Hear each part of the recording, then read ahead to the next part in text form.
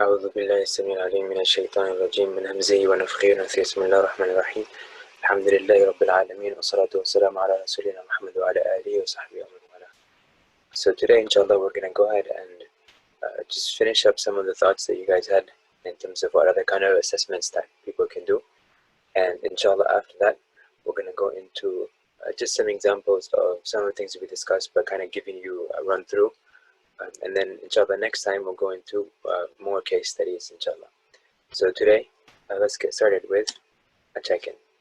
So just overall, how has everything been with you guys? How have you been setting goals and visions? Are you setting goals and visions? If you're not doing them, why you're not doing them? If you have been doing them, what has been useful?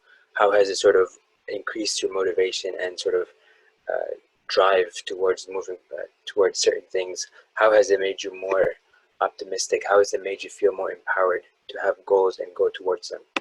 If you have goals, for example, but you didn't make them realistic, how did you adjust them? Or how are you adjusting them, or accounting for like the reality when you're setting up your goals and visions and so on? And what kind of assessments are you doing in terms of assessing where you stand today in whatever it is that you're trying to achieve, or the other way around, assessing yourself to see where you stand so that you can put goals in place, right? What are you doing to do that?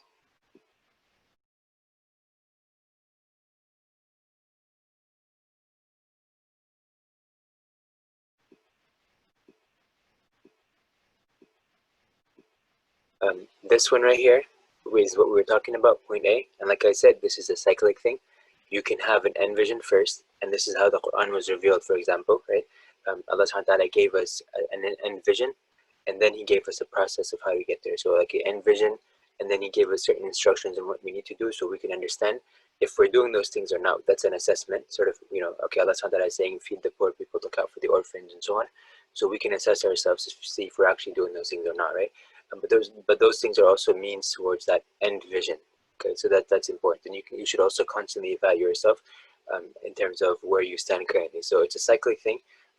Sometimes you might start from the end vision, setting that, and then customizing your today to account for that, or you can start from your current inventory and seeing what you might be like you're wanting to do in the future, and then you can set your end vision there. But at the end of the day, you're going to have to constantly adjust one or the other.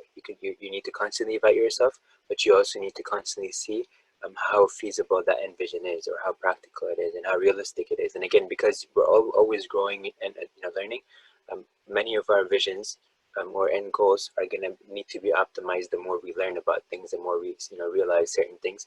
The more we go transition from small T truths to capital T truths. Okay. So if you're confused, you could start anywhere in these things, and it's not really gonna matter, inshallah. You can always, because you realize it's cyclic, you're gonna adjust according to that. Okay, so we were talking about this, what is the current situation, there's a process for how you evaluate yourself and so on. We gave some examples, and we said that this helps us understand where we are currently, what we have already for the journey towards our end goal, right? Or to realize the end vision. And then we're gonna go according to that in terms of mapping out a way to get there. So you can imagine it like this: you have a journey that you have to take towards a certain, like let's say you have a ship, and let's say you want to go to a port of one of the countries. Let's say you are trading with I don't know, in any country that comes to your mind. Let's say that you are going to Indonesia, for example. Okay, and you're going from the Wilmington port in North Carolina. So you're going to go to Wilmington, get on a ship over there, and go all the way to Indonesia. Okay, so you know your destination, but you also know where you're at currently, which is Wilmington. But at the same time, you need to know what kind of journey it's going to look like when you're going to go from Wilmington to Indonesia, whatever it is, like whatever port we're talking about over here.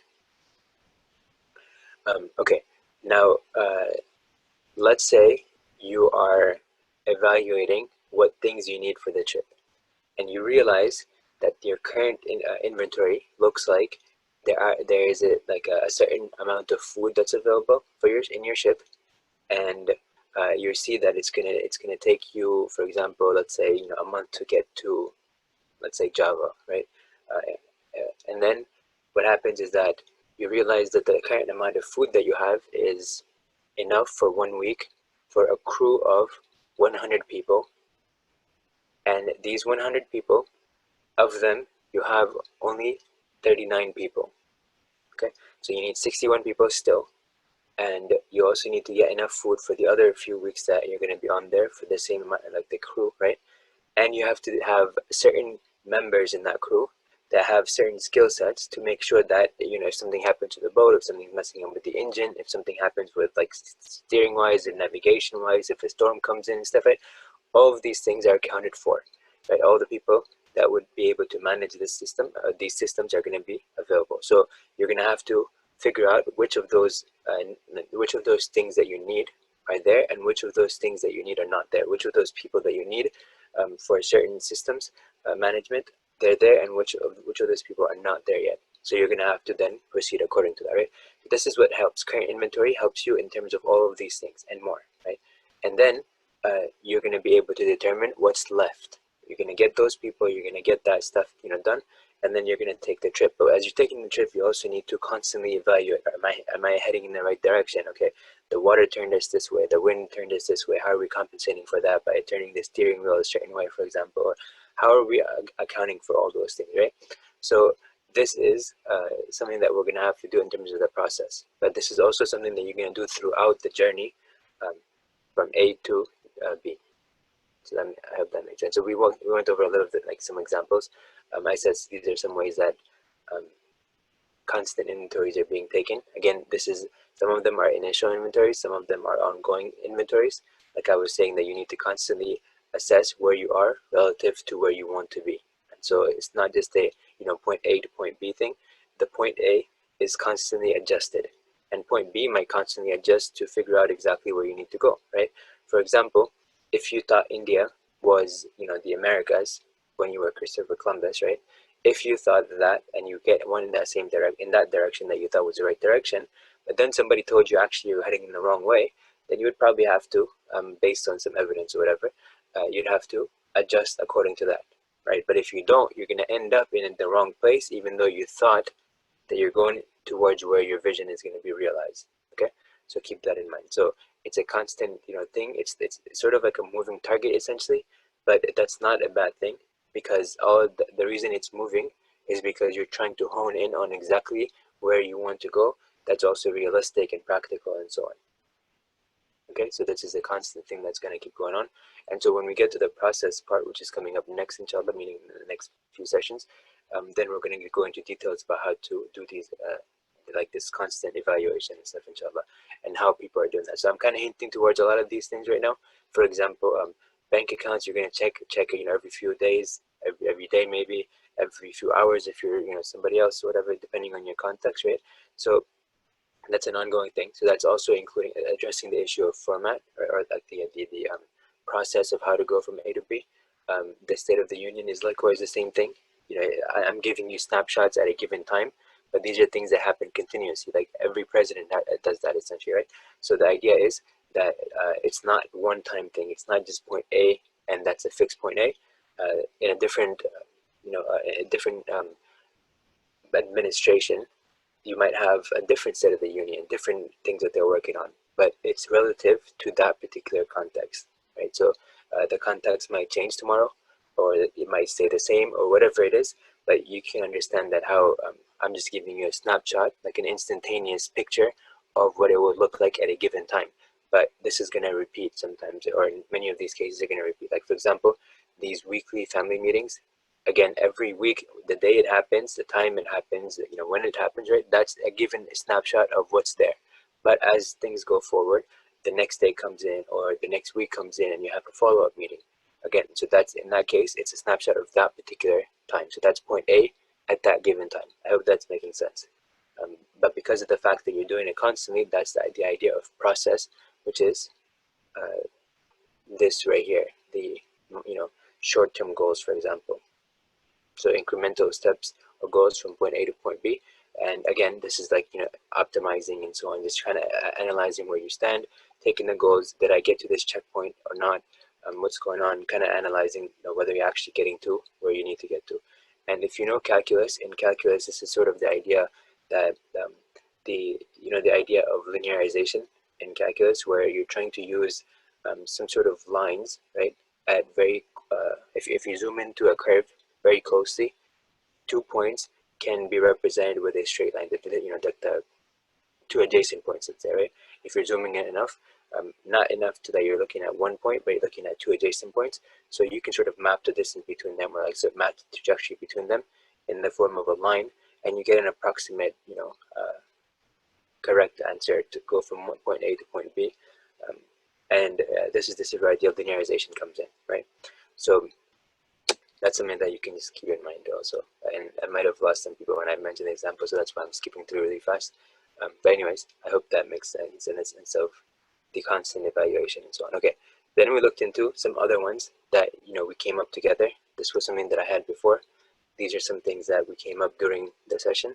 So you had some idea that it gave you a chance to sort of explore your own context to figure out what kinds of assessments that you might already be doing or that you're aware of already. And then this was another, so this was this one, first page, and we had some more. And so we came up with this stuff. And then I left the door open for you guys to take some time over the weekend to come up with your own. So this is where we're going to edit. If you guys have any things to add in, inshallah. What other contexts have you found yourselves in? You find yourself in school, you find yourself in work, you find yourself driving, right? For example, let's say fuel efficiency. Right? Fuel efficiency in terms of like if you're driving a certain way, that your fuel efficiency is going to decrease. If you're driving a different way, your fuel efficiency might increase. What that means is how much your car is using in terms of pure gasoline. Right? I don't mean pure gasoline is entering the engine at the same time. What I mean is like how fast the actual gasoline is being used up, depending on your driving habits or depending on other things. For example, you're losing, let's say there might be a leak somewhere. So maybe you're not as efficient as you thought you were being, right? So there's different things. And then your computer, for example, this is the human plus computer assessment, right? So computer assessment would be where the car is updating in your dashboard, something about, okay, your car is running at this efficiency right now because let's say you've been driving more in the street compared to the highway, right? Or you're going stop and go, or your just car is turned on but it's not actually moving and stuff, right? So it's using up fuel, but you're not actually going a certain number of miles. So the fuel consumption is a lot more per mile because the number of miles is either like not increasing as fast, or it's stopped, right? It's not really moving, but the gas is still being used. So then in that case, the number of miles that you're moving on that, the amount of gas that's being used up is not as much, right? So in that case, your efficiency decreases. So that's another measurement.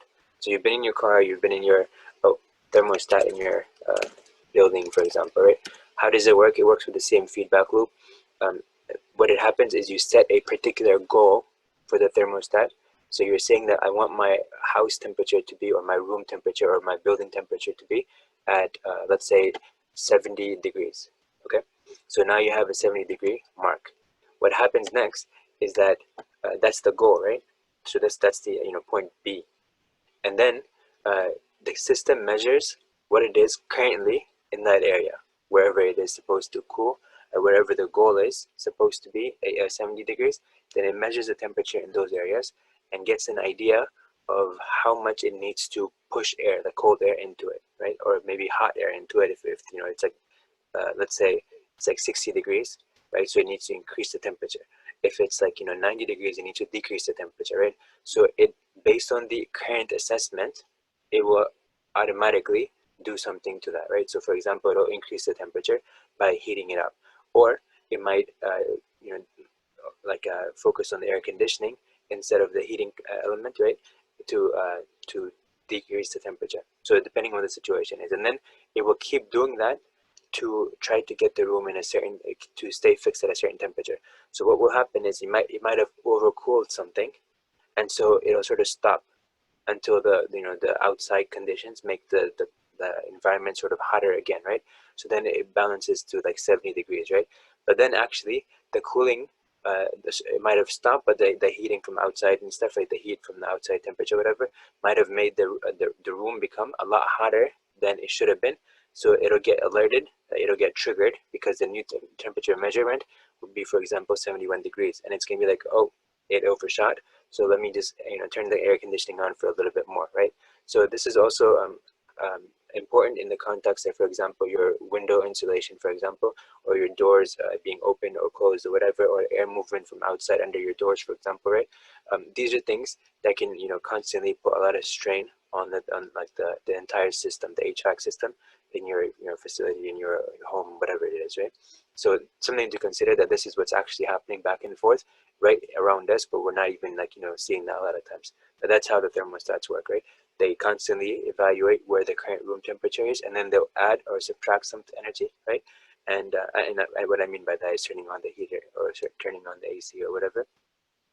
And then the external conditions are going to impact the internal conditions, meaning like, if you open the door, or if your windows are just like very thin windows and like the heat is coming in from the outside, inside, or your let's say the heating or the cold is like getting affected, is affecting from the outside inside if it's like, really cold outside or whatever. So understand that, because depending on what kind of material you're using, depending on what kind of insulation you're using, depending on what kind of leaks that you might have between the two, inside and outside, right, between the two areas, that's going to impact how much the thermostat has to work to maintain a certain goal that you have given it. So I hope that makes sense in that. Other ideas? I'm just trying to exhaust as many things that you can think of. Sometimes, like I said, you might not realize it's happening all around you, but you have to assess it. For example, when you're cooking, right? I think we mentioned cooking before, but I'm talking about like um, heating and cooling, right? So if you're heating something, you're sort of evaluating if it's like, let's say you turn it like on high, your stove at high, and then you start realizing that it's too hot and it might start burning soon, so you might turn the heat down a little bit, right? So that's an assessment that you made over here because you had a certain goal in mind. You might also consider, for example, how much water you added in stuff, right? So you might realize that you put too much water in the food, and so you have to let it evaporate. So you keep the heat on, but you might keep it on low so that the water keep on evaporating. You might take the lid off and you might let the water evaporate, but without burning the actual food in there, because the water is the heat is on low, for example, right? Or you might have realized, for example, salt and spices, for example, were missing. So you might test, let me taste a little bit and stuff. And I think that's what we discussed last time, but just wanted to add some more things to it. You might also, like you might have taste testers, right? So, this is a typical thing where husband and wives, the whole, how the joke goes and stuff, right? Um, about like, the cooking, and then like, one spouse might not like it and stuff, but they might pretend they like it, or they might like it, but they might pretend they like whatever this, like this, like however the dynamics are going in the family and stuff, right? But this is something where, let's say that your mom cooks the food, and you really enjoy it, and so you let her know, so she feels like, okay, this person likes it, so I'm gonna cook it the same way next time, right? So that's some feedback that she's getting. The same thing if you have a spouse, if they cook something and then you let them know how it was, then they have an idea of what they need to keep doing, or what they need to change or adjust or whatever, right? So sometimes they'll say, is there too much salt, is there not too much salt, or whatever, so they'll go based on that. And then also sometimes they might invite people over, so they might realize that, okay, generally people like this kind of food, but just in case, let me put these other spices out there in case they want to like add or subtract or whatever. And then based on how that goes, they'll also have an idea of what to do in the future. So that's another thing, when it comes to cooking and parties and invitations and stuff like that. And so restaurants, for example, have to keep doing this.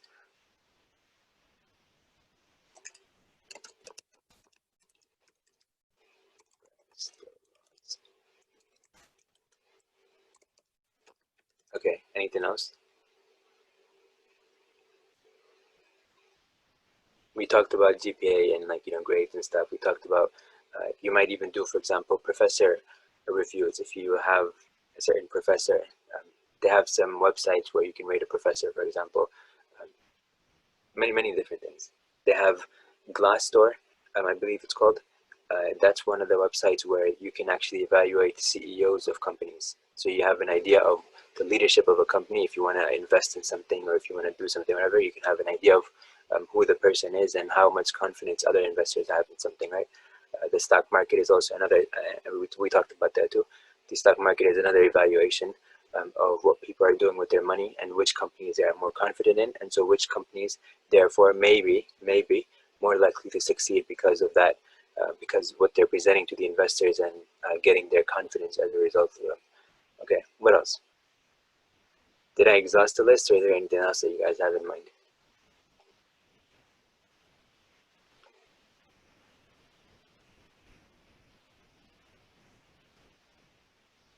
We also talked about, I believe we talked about,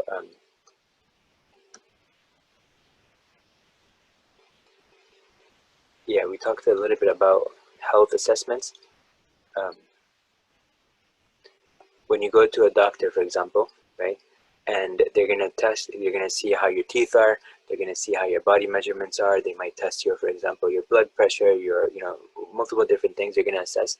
They're gonna try to figure out, like they might test your blood glucose level, for example, your sugar levels, as they say, and they're gonna try to see where you stand, right? And they might assess, for example, if you're being prone to cancer, for example, or what the situation looks like in a particular cancer situation and treatment and stuff, right? They might do that.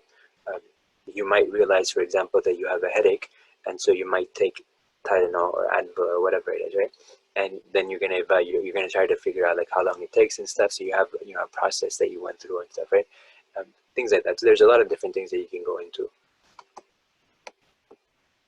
You might do a nutrition test or whatever to figure out if you're missing anything in your food, in your diet. Um, you might realize that living in a particular in like an environment, for example, is not working out for you. So you might say, okay, maybe there are not enough masajid in the area, for example, or maybe there are not enough stores in this area, or whatever it is.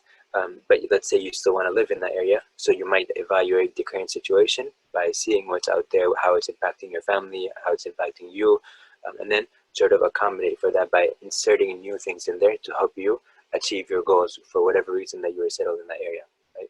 Or maybe you want to move, so you decide, okay, I want to move here. Or maybe you're stuck in that situation and you can't really move, but you still don't want to live there and stuff. So how do you account for that? How do you set goals? How do you do things to sort of get to where you actually want to get to, right? So there's so much that we can talk about. I just want you to understand that you're doing this constantly in your life without even understanding that. In fact, your brain is doing the same thing constantly because it's trying to help you in terms of finding problems that they can solve. For example, it's evaluating this everything constantly around you. Even, for example, your ears. I didn't mention this, but let me actually add this. Your body is doing this constantly. Let's see. Your ears. How do your ears help you? Well, they help you in terms of assessing your balance. So if you close your eyes, for example, you can still balance yourself a little bit, right? Um, but it might be a little bit more difficult. But also, if you start spinning around, right? If you start turning around like really, really fast and stuff, then the fluid inside your ears that helps you in terms of understanding your balance and stuff, right? It's going to go offset a little bit, and so you might start spinning, and then you might start falling and stuff because yeah, how how your brain is sort of using its gyroscope, right? The fluid in the ears is being impacted over here, so it's gonna have like offset, like the readings are gonna be offset, and then it's not able to therefore tell your muscles how to like hold themselves, how to like relax, how to contract and stuff, so that you can actually get proper posture. So it's missing. It's one of its systems for measurement is off, right? So your ears, your eyes, um, your brain, all done in terms of posture.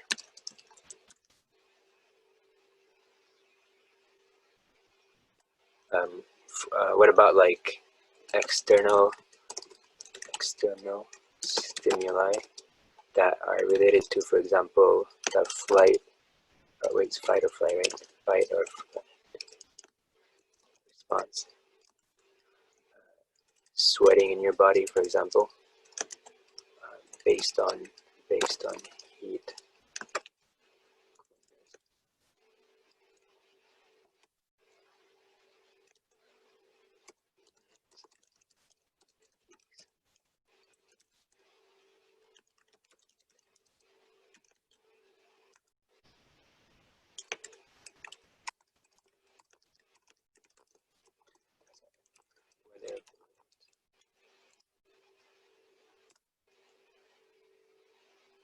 What else?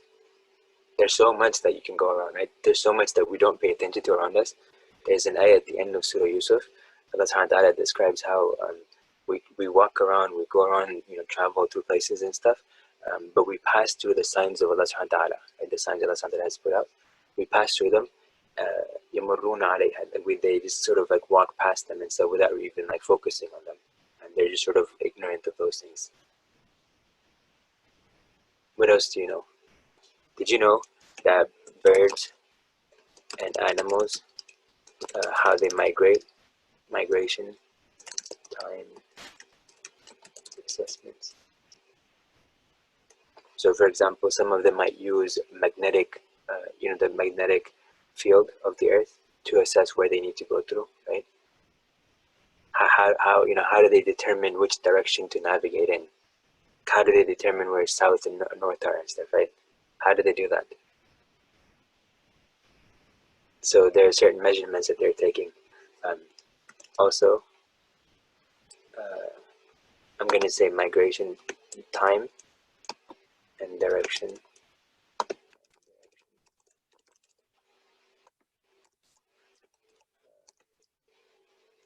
Sonar,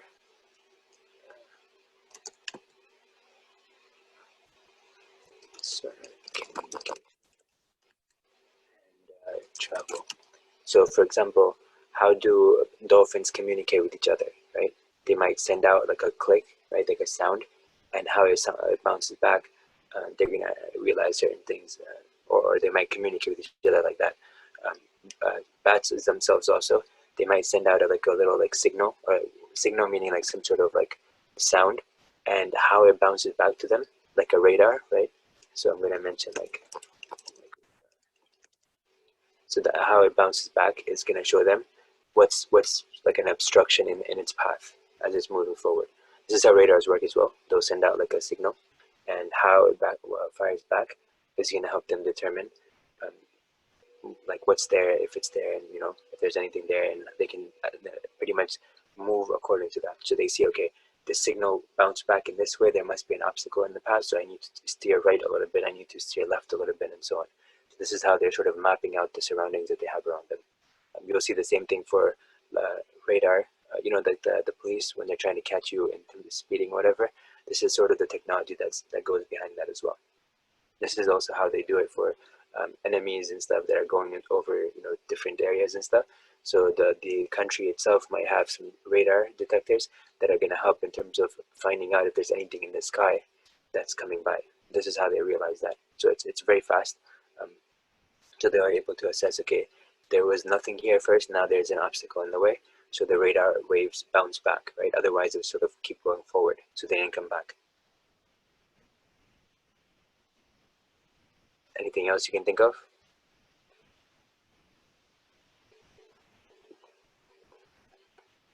There's so much that goes into this, right? In fact, let me mention something that may not be that's very intuitive, but we don't think about it.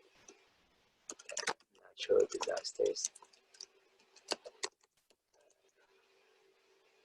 And like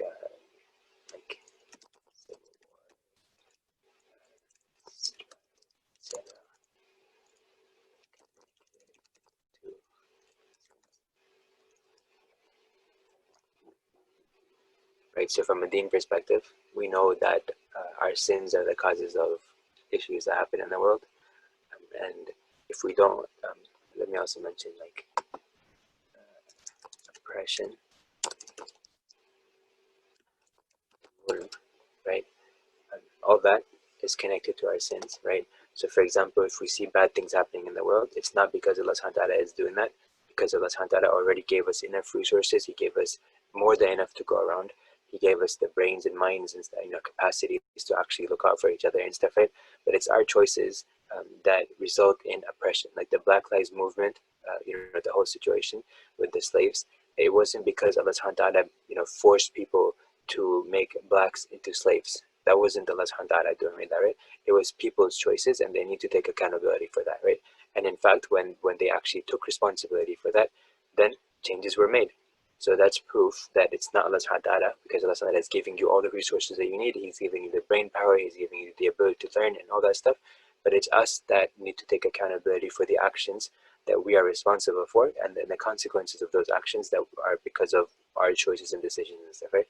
So that's important here. So when we don't do that, when oppression continues happening in some people that are sort of either allowing oppression to happen by partaking in it, or the people that are just sort of like, turning a blind eye, sort of like, I'm not going to look at it. I know it's happening, but I'm not really going to do about it because I have my own things to worry about, right?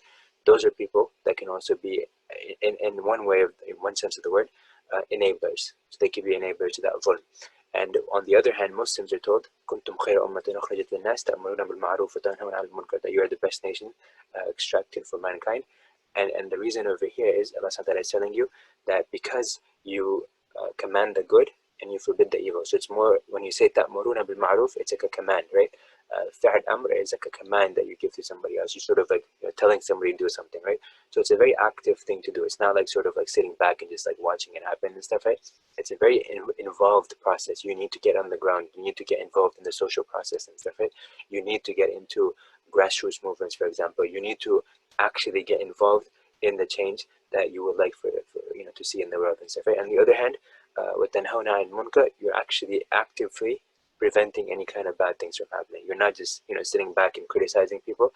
You're actually getting involved in the process towards that end result. So if you have a particular goal in mind and you realize that it's certain situations are not the way they should be, then you can actually get involved and then actually carry out a process by which you're going to get to the end that you would like. So I'm connected to this sense because when we don't do that, when Allah Subhanahu wa Ta'ala has commanded us to do certain things and we're not doing it, then we could be getting sins and stuff, right? And especially if there are sins happening, that we're doing the things that are haram things and stuff like that, and we're still doing them, we're just being careless, whether it's us or people around us and stuff, right? Whenever it becomes the majority, right, where it becomes like sort of like the predominant thing, and the people that are trying to actively stand against us are becoming a minority, then in those lines and stuff, because of the resulting oppression and harm to other people, and to people among themselves, right? Because of that, because of the fact that nobody's actually like getting involved in, or not many people are getting involved in easing that harm or kind of like getting rid of that, then in that case Allah is going to intervene, and that's where you're going to see natural disasters and oppression, like a civil war and things like that, because Allah Subhanahu wa Ta'ala is going to open the doors for people to sort of like take it out on each other until one group is sort of like comes in that Allah Subhanahu wa Ta'ala knows is better for another group of people, for example, right? Unless people sort of like are causes where something was happening in a certain way, they took certain measures that were not sanctioned by Allah Subhanahu wa Ta'ala, and that results in a worse situation that they were in beforehand. And then again, they are the ones themselves to be blamed and not Allah Subhanahu wa Ta'ala, right? Because Allah Subhanahu wa Ta'ala told them not to do something, they still did it, and then they got into the situation they got into. So all of these things are, if you understand, you see certain things happening, then you understand that this is connected to certain things that we have control over, and then therefore we can have solutions that we can institute. So now I'm done with that, inshallah. If you have more things, we can go over that next time. But I just wanted to show you some case studies over here of some of the ways that assessments are done, and then inshallah we're going to be done. So let me do that really quick. Here's a CIA World Fact Book, and this is something that's a very, very old thing. What happens with this is that you can actually go to a certain country. Let's say you go to Greenland. Okay, so in here you're going to see, for example, something about Greenland, what you need to know about it. Let me make it bigger so you guys can see, right? So here are certain things that you might need to know about it. Some basic overview. They'll tell you the geography, where it's located, the area, what's going on in there, what's the coastline looking like, climate, things like that. Pretty much what kind of natural resources they have, pretty much an entire picture of what it looks like over there. Here they're telling you that there's no forest over there, right? And again, they're telling you when that is taking place. So this is an assessment that was done in 2011, right? So this is this is one of the ways that they do assessment. Now they'll tell you the people in society. What is it? How do you say their name, for example? How do you refer to them? Ethnic groups that are in that area, for example. Again, they'll tell you an estimate. Okay, in 2018, this is the estimate that went on, right? It's very, very informative because you have an idea of what the current situation looks like, and if you want to go towards a certain end, how do you start from what you have right now, right, to figure out how much you need to do, what you need to do to get to the end that you're looking for. So again, all these things. If you want to figure out how many youth are in here, there you go. You can figure that out here. Here's the pyramid that you can look at, and in AP environmental science, you might have studied, for example, like how to evaluate these kinds of things right here, right? Like if the population profile looks like this, like what does that mean? Is the population growing? Is it like stagnant? You know, what's happening here, right? Essentially, right? Then you talk about birth rate, so this is fertility rates and stuff, right? You have death rate, mortality rate, migration. You can look at all these details in here. This is a great resource here. If you want to talk about females versus males, you can look at here. You can look at, there's so much, you know, that you can look into. Life expectancy. Um, here's another thing. What kind of drinking water they have over there. So if you want to know what kind of charity work that needs to be done in a particular, you know, area, because you're in a, you know, again, a relief organization, for example, here's some way that you can, you know, figure that out and stuff, right? Now, naturally, all of this stuff doesn't arbitrarily come from somewhere, right? They've done their own research and stuff like that. So you might be able to find like, you know, more resources and stuff in terms of figuring out. So this is again for all, you know, many different countries and stuff, if you're just interested for that. But if you just go back here, this is just for this particular country. Okay, so energy consumption, you know, if you want to figure out where you want to live, for example, you can also use this resource. If you want to figure out what kind of policies are taking place, or if you want to compare the policies to this kind of data right here, for example, um, you know, I'm just giving random examples, but like if you want to figure out policies, what kind of policies they're using and they've been using, and then the results that has happened over the course of the several past few years and stuff in terms of their progress in certain areas, for example, this is a great place for doing that, right? Military and security, see, like they'll tell you what's going on over there. And then, you know, transportation, what does that look like and stuff, right? So this is going to give you an evaluation for many different things. If you're an agency that's like, you know, let's say like a governmental agency, you can look at this right here to figure out what other countries are doing, how is it helping, what they're not doing, why certain countries have certain policies versus other countries that have different policies and stuff. How are they connected to, for example, their, you know, their a country profile essentially, right? And then they have references over here, and you can see like the references too. Um, it's loading still, but yeah. So you can look at the different references. You can look at appendices. You can actually get more detail. Um, Obviously, frequently asked questions and stuff. So you can do that for all of them. And there's so much that you can look at, right?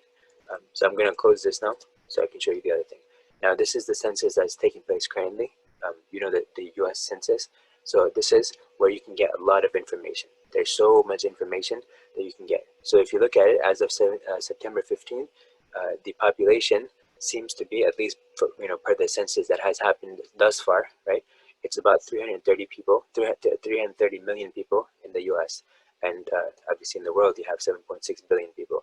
So you can also see what's happening in terms of poverty, income, all that stuff. So this is where the census, again, is like an actual population, like entire population data. Whereas if you look at this one right here, this is Pew Research Center. So the Pew doesn't have the resources of like doing a population census of the entire world, for example, because that would be 7.6 billion people that they would have to evaluate, right? But they can't do that. And even for the entire United States, if you're going to have to measure 330 million people in the United States doing something, that's going to be very difficult. So what they do is they take representative samples, and this is where you study, you know, AP statistics and, you know, whatever courses that you did in psychology and, you know, sociology to kind of figure out the statistical methods that people use in their studies and analyses and so on. So that's where that it comes from.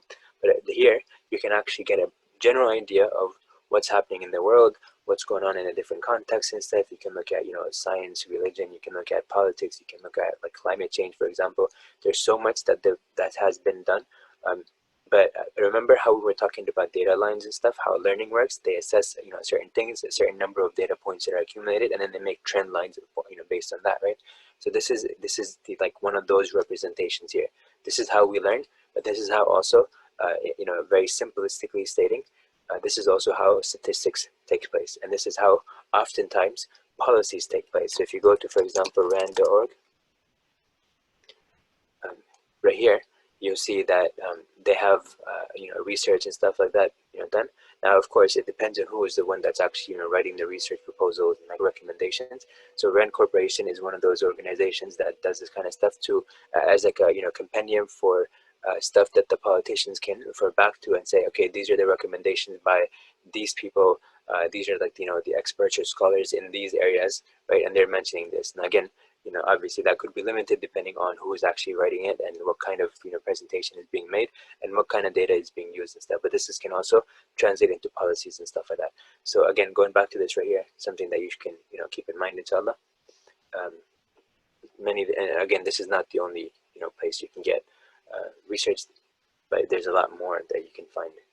But just wanted to give you some examples, inshallah, so you guys have an idea of some of those things that take place in the world around us all the time, and you might be doing this as well, inshallah. So keeping this in mind, takeaway is, again, always constantly evaluate yourself, look at what's around you. That's also the same thing.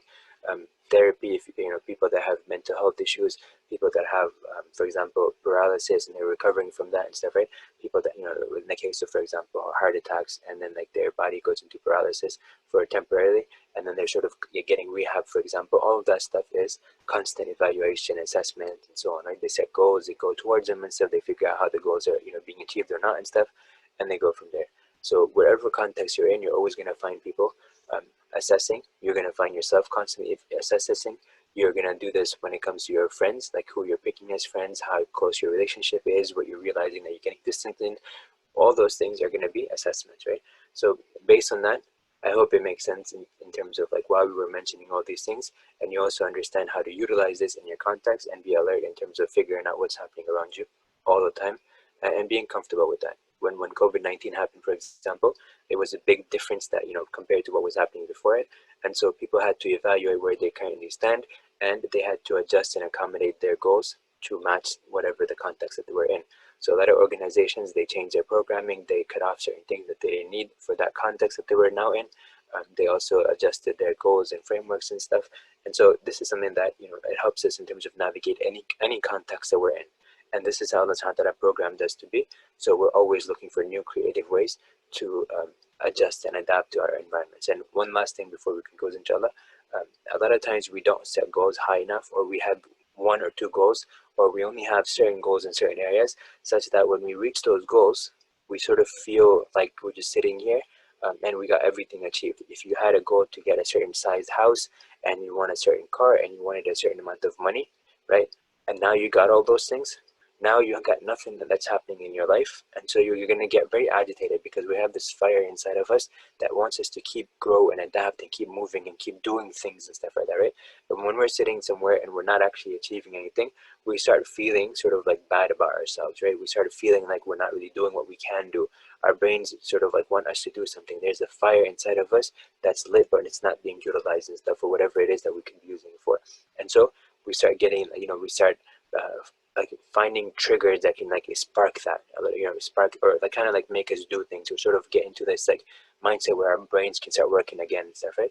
So for example, we might start arguing about politics at a party that we got invited to, and you'll see like, for example, like I can say from the guy's side, you'll see like Desi weddings, for not Desi weddings, but like Desi parties or other parties, for example, like Arab Desi, like American, whatever. They're gonna start talking about politics.